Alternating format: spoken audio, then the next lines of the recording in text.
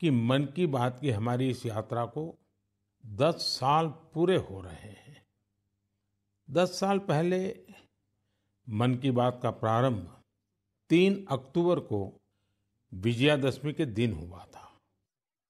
और ये कितना पवित्र संयोग है कि इस साल 3 अक्टूबर को जब मन की बात के 10 वर्ष पूरे होंगे, तब नवरात्रि का पहला दिन होगा। मन की बात की इस लंबी यात्रा के कई ऐसे पड़ाव हैं जिन्हें मैं कभी भूल नहीं सकता। मन की बात के करोड़ों श्रोता हमारी इस यात्रा के ऐसे साथी हैं जिनका मुझे निरंतर सहयोग मिलता रहा। देश के कोने कोने से उन्होंने जानकारियां उपलब्ध कराई। मन की बात के श्रोता ही इस कार्यक्रम के असली सूत्रधार हैं। आमतौर पर एक धारणा ऐसी घर कर गई है कि जब तक चटपटी बातें न हो, नकारात्मक बातें न हो, तब तक उसको ज्यादा तवज्जो नहीं मिलती है। लेकिन मन की बात ने साबित किया है कि देश के लोगों में पॉजिटिव जानकारी की कितनी भूख है। पॉजिटिव बातें, प्रेरणा से भर देने वाले उदाहरण, हौसला देने वाली गाथाएं लोगों को बहुत पसंद आती हैं। जैसे एक पक्षी होता है चकोर, जिसके बारे में कहा जाता है कि वो सिर्फ वर्षा की बूंद ही पीता है। मन की बात में हमने देखा कि लोग भी चकोर पक्षी की तरह देश की उपलब्धियों को, लोगों की सामूहिक उपलब्धियों को कितने गर्व से सुनते हैं। मन की बात की 10 वर्ष की यात्रा ने एक ऐसी माला तैयार की है जिसमें हर एपिसोड के साथ नई गाथाएं, नए कीर्तिमान, नए व्यक्तित्व जुड़ जाते हैं। हमारे समाज में सामूहिकता की भावना के साथ जो भी काम हो रहा हो, उन्हें मन की बात के द्वारा सम्मान मिलता है। मेरा मन भी तभी गर्व से भर जाता है जब मैं मन की बात के लिए आई चिट्ठियों को पढ़ता हूं। हमारे देश में कितने प्रतिभावान लोग हैं, उनमें देश और समाज की सेवा करने का कितना जज्बा है। वो लोगों की निस्वार्थ भाव से सेवा करने में अपना पूरा जीवन समर्पित कर देते हैं। उनके बारे में जानकर मैं ऊर्जा से भर जाता हूं। मन की बात की ये पूरी प्रक्रिया मेरे लिए ऐसी है जैसे मंदिर जाकर के ईश्वर के दर्शन करना। मन की बात की हर बात को, हर घटना को, हर चिट्ठी को मैं याद करता हूं, ऐसा लगता है कि मैं जनता जनार्दन, जो मेरे लिए ईश्वर का रूप है, मैं उनका दर्शन कर रहा हूं। साथियों, मैं आज दूरदर्शन, प्रसार भारती और ऑल इंडिया रेडियो से जुड़े सभी लोगों की भी सराहना करूंगा। उनके अथक प्रयासों से मन की बात इस महत्वपूर्ण पड़ाव तक पहुंचा है। मैं विभिन्न टीवी चैनल्स को, रीजनल टीवी चैनल्स का भी आभारी हूं जिन्होंने लगातार इसे दिखाया है। मन की बात के द्वारा हमने जिन मुद्दों को उठाया, उन्हें लेकर कई मीडिया हाउसेस ने मुहिम भी चलाई।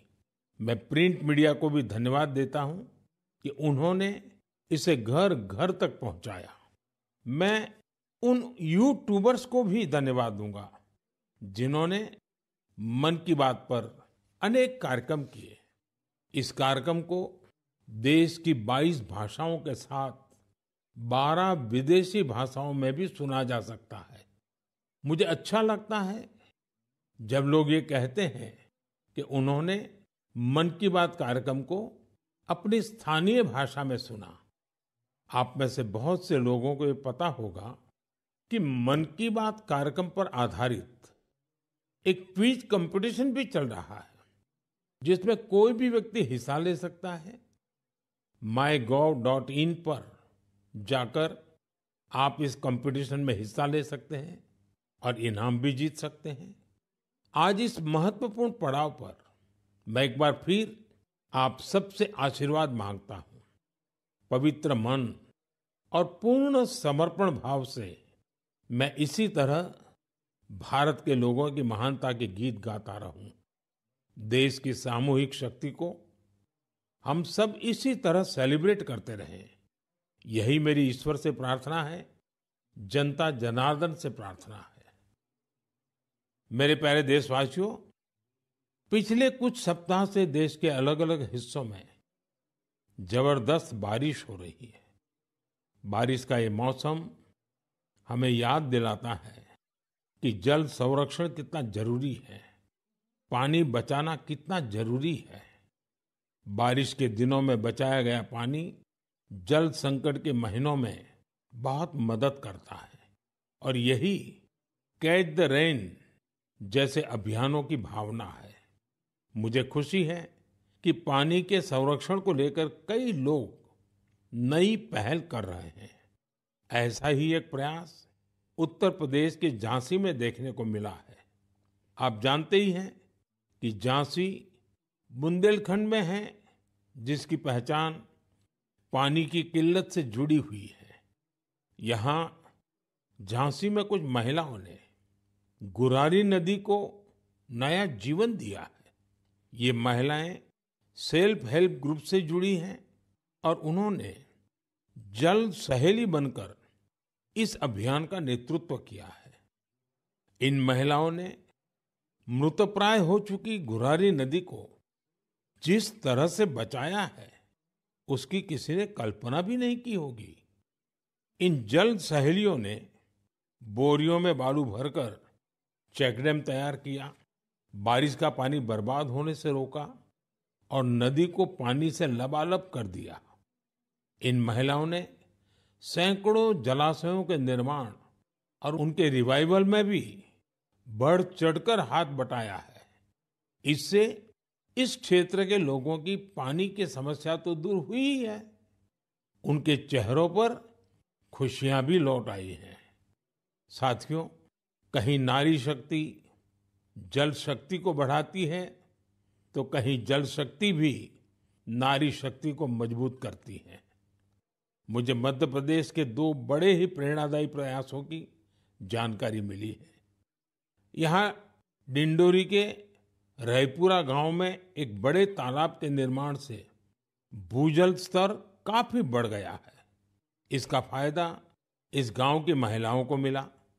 यहाँ शारदा आजीविका स्वयं सहायता समूह, इससे जुड़ी महिलाओं को मछली पालन का नया व्यवसाय भी मिल गया। इन महिलाओं ने फिश पार्लर भी शुरू किया है, जहां होने वाली मछलियों की बिक्री से उनकी आय भी बढ़ रही है। मध्य प्रदेश के छतरपुर में भी महिलाओं का प्रयास बहुत सराहनीय है। यहाँ के खौब गांव का बड़ा तालाब जब सूखने लगा, तो महिलाओं ने इसे पुनर्जीवित करने का बीड़ा उठाया। हरी बगिया स्वयं सहायता समूह की इन महिलाओं ने तालाब से बड़ी मात्रा में गाद निकाली। तालाब से जो गाद निकली, उसका उपयोग उन्होंने बंजर जमीन पर फ्रूट फॉरेस्ट तैयार करने के लिए किया। इन महिलाओं की मेहनत से न सिर्फ तालाब में खूब पानी भर गया, बल्कि फसलों की उपज भी काफी बढ़ी है। देश के कोने कोने में हो रहे जल संरक्षण के ऐसे प्रयास पानी के संकट से निपटने में बहुत मददगार साबित होने वाले हैं। मुझे पूरा भरोसा है कि आप भी अपने आसपास हो रहे हैं ऐसे प्रयासों से जरूर जुड़ेंगे। मेरे प्यारे देशवासियों, उत्तराखंड के उत्तरकाशी में एक सीमावर्ती गांव है जाला। यहाँ के युवाओं ने अपने गांव को स्वच्छ रखने के लिए एक खास पहल शुरू की है। वे अपने गांव में धन्यवाद प्रकृति या कहें थैंक यू नेचर अभियान चला रहे हैं। इसके तहत गांव में रोजाना 2 घंटे सफाई की जाती है। गांव की गलियों में बिखरे हुए कूड़े को समेटकर उसे गांव के बाहर तय जगह पर डाला जाता है। इससे जाला गांव भी स्वच्छ हो रहा है और लोग जागरूक भी हो रहे हैं। आप सोचिए, अगर ऐसे ही हर गांव, हर गली, हर मोहल्ला अपने यहाँ ऐसा ही थैंक यू अभियान शुरू कर दें तो कितना बड़ा परिवर्तन आ सकता है। साथियों, स्वच्छता को लेकर पुडुचेरी के समुद्र तट पर भी जबरदस्त मुहिम चलाई जा रही है। यहाँ रम्या जी नाम की महिला माहे म्युनिसिपैलिटी और इसके आसपास के क्षेत्र के युवाओं की एक टीम का नेतृत्व कर रही है। इस टीम के लोग अपने प्रयासों से माहे एरिया और खासकर वहां के बीचेस को पूरी तरह साफ सुथरा बना रहे हैं। साथियों, मैंने यहाँ सिर्फ 2 प्रयासों की चर्चा की है, लेकिन हम आसपास देखें तो पाएंगे कि देश के हर किस हिस्से में स्वच्छता को लेकर कोई न कोई अनोखा प्रयास जरूर चल रहा है। कुछ ही दिन बाद आने वाले 2 अक्टूबर को स्वच्छ भारत मिशन के 10 साल पूरे हो रहे हैं। ये अवसर उन लोगों के अभिनंदन का है जिन्होंने इसे भारतीय इतिहास का इतना बड़ा जन आंदोलन बना दिया। ये महात्मा गांधी जी को भी सच्ची श्रद्धांजलि है, जो जीवन पर्यंत इस उद्देश्य के लिए समर्पित रहे।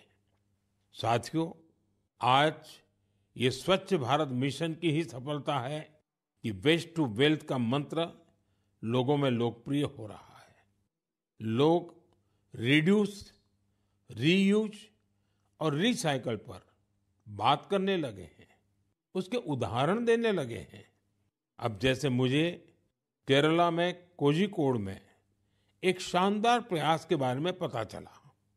यहाँ 74 ईयर के सुब्रमण्यम जी 23,000 से अधिक कुर्सियों की मरम्मत करके उन्हें दोबारा काम लायक बना चुके हैं। लोग तो उन्हें रिड्यूस, रीयूज और रिसाइकल यानी RRR चैंपियन भी कहते हैं। उनके इन अनूठे प्रयासों को कोझिकोड सिविल स्टेशन, PWD और LIC के दफ्तरों में देखा जा सकता है। साथियों, स्वच्छता को लेकर जारी अभियान से हमें ज्यादा से ज्यादा लोगों को जोड़ना है। और ये अभियान किसी एक दिन का, एक साल का नहीं होता है। ये युगों युगों तक निरंतर करने वाला काम है। ये जब तक हमारा स्वभाव बन जाए स्वच्छता, तब तक करने का काम है। मेरा आप सबसे आग्रह है कि आप भी अपने परिवार, दोस्तों, पड़ोसियों या सहकर्मियों के साथ मिलकर स्वच्छता अभियान में हिस्सा जरूर लें। मैं एक बार फिर स्वच्छ भारत मिशन की सफलता पर आप सभी को बधाई देता हूं। मेरे प्यारे देशवासियों, हम सभी को अपनी विरासत पर बहुत गर्व है और मैं तो हमेशा कहता हूं, विकास भी, विरासत भी। यही वजह है कि मुझे हाल की अपनी अमेरिका यात्रा के एक खास पहलू को लेकर बहुत सारे संदेश मिल रहे हैं। एक बार फिर हमारी प्राचीन कलाकृतियों की वापसी को लेकर बहुत चर्चा हो रही है। मैं इसे लेकर आप सबकी भावनाओं को समझ सकता हूं और मन की बात के श्रोताओं को भी इस बारे में बताना चाहता हूं। साथियों, अमेरिका की मेरी यात्रा के दौरान अमेरिकी सरकार ने भारत को करीब 300 प्राचीन कलाकृतियों को वापस लौटाया है। अमेरिका के राष्ट्रपति बाइडेन ने पूरा अपनापन दिखाते हुए डेलावेयर के अपने निजी आवास में इनमें से कुछ कलाकृतियों को मुझे दिखाया। लौटाई गई कलाकृतियां टेराकोटा, स्टोन, हाथी के दांत, लकड़ी, तांबा और कांसे जैसी चीजों से बनी हुई है। इनमें से कई तो 4000 साल पुरानी है, 4000 साल पुरानी कलाकृतियों से लेकर 19वीं सदी तक की कलाकृतियों को अमेरिका ने वापस किया है। इनमें फूलदान, देवी देवताओं की टेराकोटा पट्टिकाएं, जैन तीर्थंकरों की प्रतिमाओं के अलावा भगवान बुद्ध और भगवान श्री कृष्ण की मूर्तियां भी शामिल है। लौटाई गई चीजों में पशुओं की कई आकृतियां भी हैं। पुरुष और महिलाओं की आकृतियों वाली जम्मू कश्मीर की टेराकोटा टाइल्स तो बेहद ही दिलचस्प है। इनमें कांसे से बनी भगवान श्री गणेश जी की प्रतिमाएं भी हैं, जो दक्षिण भारत की हैं। वापस की गई चीजों में बड़ी संख्या में भगवान विष्णु की तस्वीरें भी हैं। ये मुख्य रूप से उत्तर और दक्षिण भारत से जुड़ी हैं। इन कलाकृतियों को देखकर पता चलता है कि हमारे पूर्वज बारीकियों का कितना ध्यान रखते थे। कला को लेकर उनमें गजब की सूझबूझ थी। इनमें से बहुत सी कलाकृतियों को तस्करी और दूसरे अवैध तरीकों से देश के बाहर ले जाया गया था। यह गंभीर अपराध है। एक तरह से यह अपनी विरासत को खत्म करना जैसा है। लेकिन मुझे इस बात की बहुत खुशी है कि पिछले एक दशक में ऐसी कई कलाकृतियां और हमारी बहुत सारी प्राचीन धरोहरों की घर वापसी हुई है। इस दिशा में आज भारत कई देशों के साथ मिलकर काम भी कर रहा है। मुझे विश्वास है, जब हम अपनी विरासत पर गर्व करते हैं तो दुनिया भी उसका सम्मान करती है। और उसी का नतीजा है कि आज विश्व के कई देश हमारे यहाँ से गई हुई ऐसी कलाकृतियों को हमें वापस दे रहे हैं। मेरे प्यारे साथियों, अगर मैं पूछूं कि कोई बच्चा कौन सी भाषा सबसे आसानी से और जल्दी सीखता है, तो आपका जवाब होगा मातृभाषा। हमारे देश में लगभग 20,000 भाषाएं और बोलियां हैं, और ये सब की सब किसी न किसी की तो मातृभाषा है ही है।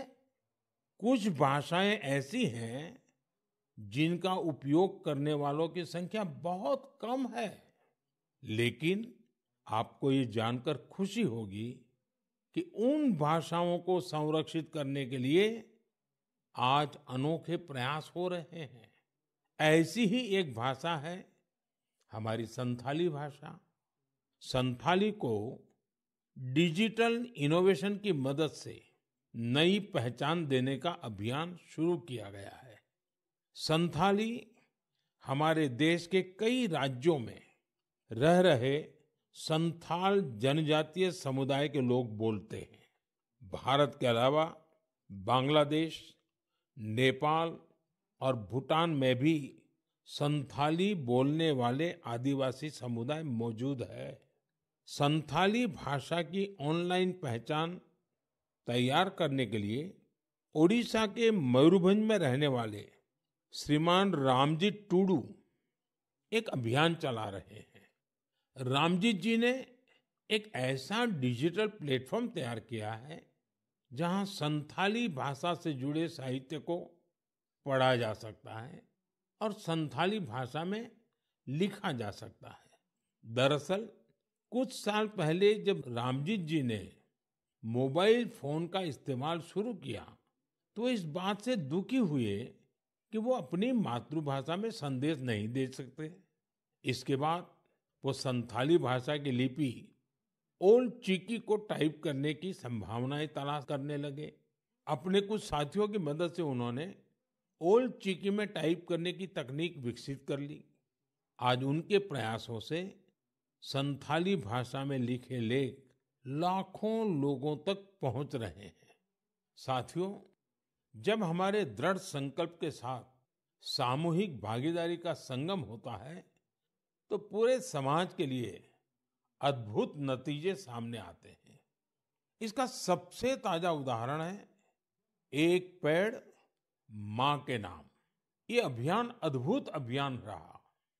जन भागीदारी का ऐसा उदाहरण वाकई बहुत प्रेरित करने वाला है।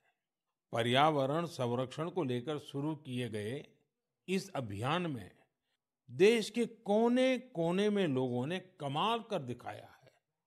उत्तर प्रदेश, गुजरात, मध्य प्रदेश, राजस्थान और तेलंगाना ने लक्ष्य से अधिक संख्या में पौधारोपण कर नया रिकॉर्ड बनाया है। इस अभियान के तहत उत्तर प्रदेश में 26 करोड़ से ज्यादा पौधे लगाए गए। गुजरात के लोगों ने 15 करोड़ से ज्यादा पौधे रोपे। राजस्थान में केवल अगस्त महीने में ही 6 करोड़ से अधिक पौधे लगाए गए हैं।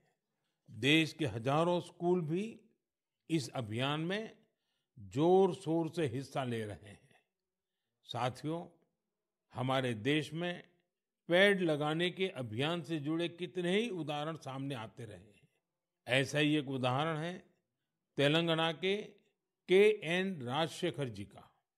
पेड़ लगाने के लिए उनकी प्रतिबद्धता हम सबको हैरान कर देती है। करीब 4 साल पहले उन्होंने पेड़ लगाने की मुहिम शुरू की। उन्होंने तय किया कि हर रोज एक पेड़ जरूर लगाएंगे। उन्होंने इस मुहिम का कठोर व्रत की तरह पालन किया। वो 1500 से ज्यादा पौधे लगा चुके हैं। सबसे बड़ी बात यह है कि इस साल एक हादसे का शिकार होने के बाद भी वे अपने संकल्प से डिगे नहीं। मैं ऐसे सभी प्रयासों की हृदय से सराहना करता हूं।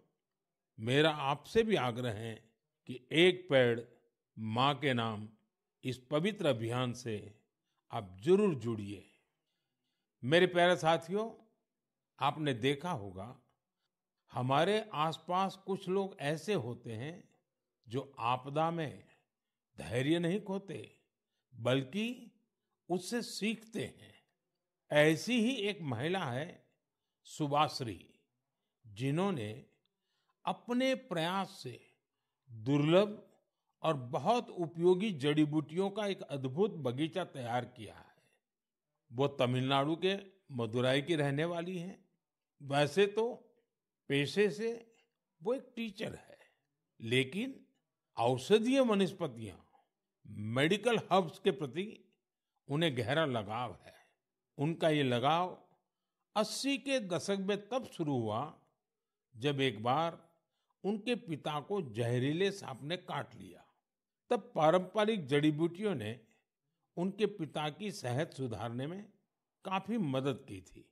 इस घटना के बाद उन्होंने पारंपरिक औषधियों और जड़ी बूटियों की खोज शुरू की। आज मदुराई के वेरीचियूर गांव में उनका अनोखा हर्बल गार्डन है, जिसमें 500 से ज्यादा दुर्लभ औषधीय पौधे हैं। अपने इस बगीचे को तैयार करने के लिए उन्होंने कड़ी मेहनत की है। एक एक पौधे को खोजने के लिए उन्होंने दूर दूर तक यात्राएं की, जानकारियां जुटाई और कई बार दूसरे लोगों से मदद भी मांगी। कोविड के समय उन्होंने इम्यूनिटी बढ़ाने वाली जड़ी बूटियां लोगों तक पहुंचाई। आज उनके हर्बल गार्डन को देखने के लिए लोग दूर दूर से आते हैं। वो सभी को हर्बल पौधों की जानकारी और उनके उपयोग के बारे में बताती हैं। सुभाश्री हमारी उस पारंपरिक विरासत को आगे बढ़ा रही हैं, जो सैकड़ों वर्षों से हमारी संस्कृति का हिस्सा है। उनका हर्बल गार्डन हमारे अतीत को भविष्य से जोड़ता है। उन्हें हमारी ढेर सारी शुभकामनाएं। साथियों, बदलते हुए इस समय में नेचर ऑफ जॉब्स बदल रही है और नए नए सेक्टर्स का उभार हो रहा है, जैसे gaming, animation, reel making, film making या पोस्टर मेकिंग। अगर इनमें से किसी स्किल में आप अच्छा प्रदर्शन कर सकते हैं तो आपके टैलेंट को बहुत बड़ा मंच मिल सकता है। अगर आप किसी बैंड से जुड़े हैं या फिर कम्युनिटी रेडियो के लिए काम करते हैं तो भी आपके लिए बहुत बड़ा अवसर है। आपके टैलेंट और क्रिएटिविटी को बढ़ावा देने के लिए भारत सरकार का सूचना और प्रसारण मंत्रालय ने क्रिएट इन इंडिया इस थीम के तहत 25 चैलेंजेस शुरू किए हैं। ये चैलेंजेस आपको जरूर दिलचस्प लगेंगे। कुछ चैलेंजेस तो म्यूजिक, एजुकेशन और यहाँ तक कि एंटी पायरेसी पर भी फोकस्ड है। इस आयोजन में कई सारे प्रोफेशनल ऑर्गेनाइजेशन भी शामिल हैं, जो इन चैलेंजेस को अपना पूरा सपोर्ट दे रहे हैं। इनमें शामिल होने के लिए आप wavesindia.org पर लॉगिन कर सकते हैं। देश भर के क्रिएटर से मेरा विशेष आग्रह है कि वे इसमें जरूर हिस्सा लें और अपनी क्रिएटिविटी को सामने लाएं। मेरे प्यारे देशवासियों, इस महीने एक और महत्वपूर्ण अभियान के 10 साल पूरे हुए हैं। इस अभियान की सफलता में देश के बड़े उद्योगों से लेकर छोटे दुकानदारों तक का योगदान शामिल है। मैं बात कर रहा हूं मेक इन इंडिया की। आज मुझे ये देखकर बहुत खुशी मिलती है कि गरीब, मध्यम वर्ग और एमएसएमईज को इस अभियान से बहुत फायदा मिल रहा है। इस अभियान ने हर वर्ग के लोगों को अपना टैलेंट सामने लाने का अवसर दिया है। आज भारत मैन्युफैक्चरिंग का पावर हाउस बना है और देश की युवा शक्ति की वजह से दुनिया भर की नजरें हम पर है। ऑटोमोबाइल्स हो, टेक्सटाइल्स हो, एविएशन हो, इलेक्ट्रॉनिक्स हो या फिर डिफेंस, हर सेक्टर में देश का एक्सपोर्ट लगातार बढ़ रहा है। देश में एफडीआई का लगातार बढ़ना भी हमारे मेक इन इंडिया की सफलता की गाथा कह रहा है। अब हम मुख्य रूप से 2 चीजों पर फोकस कर रहे हैं। पहली है क्वालिटी, यानी हमारे देश में बनी चीजें ग्लोबल स्टैंडर्ड की हों।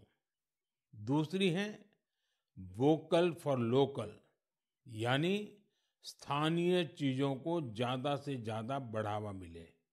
मन की बात में हमने hashtag my product my pride की भी चर्चा की है। लोकल प्रोडक्ट को बढ़ावा देने से देश के लोगों को किस तरह से फायदा होता है, इसे एक उदाहरण से समझा जा सकता है। महाराष्ट्र के भंडारा जिले में टेक्सटाइल की एक पुरानी परंपरा है, Bhandara tussar silk handloom. Tussar silk अपने डिजाइन, रंग और मजबूती के लिए जानी जाती है। भंडारा के कुछ हिस्सों में 50 से भी अधिक सेल्फ हेल्प ग्रुप इसे संरक्षित करने का काम में जुटे हैं। इनमें महिलाओं की बहुत बड़ी भागीदारी है। यह सिल्क तेजी से लोकप्रिय हो रही है और स्थानीय समुदायों को सशक्त बना रही है। और यही तो मेक इन इंडिया की स्पिरिट है। साथियों, त्योहारों के इस मौसम में आप फिर से अपना पुराना संकल्प भी जरूर दोहराइए। कुछ भी खरीदेंगे, वो मेड इन इंडिया ही होना चाहिए। कुछ भी गिफ्ट देंगे, वो भी मेड इन इंडिया ही होना चाहिए। सिर्फ मिट्टी के दिए खरीदना ही वोकल फॉर लोकल नहीं है। आपको अपने क्षेत्र में बने स्थानीय उत्पादों को ज्यादा से ज्यादा प्रमोट करना चाहिए। ऐसा कोई भी प्रोडक्ट जिसे बनाने में भारत के किसी कारीगर का पसीना लगा है, जो भारत की मिट्टी में बना है, वो हमारा गर्व है। हमें इसी गौरव पर हमेशा 4 चांद लगाने हैं। साथियों, मन की बात के इस एपिसोड में मुझे आपसे जुड़कर बहुत अच्छा लगा। इस कार्यक्रम से जुड़े अपने विचार और सुझाव हमें जरूर भेजिएगा। मुझे आपके पत्रों और संदेशों की प्रतीक्षा है। कुछ ही दिन बाद त्योहारों का सीजन शुरू होने वाला है। नवरात्र से इसकी शुरुआत होगी और फिर अगले 2 महीने तक पूजा पाठ,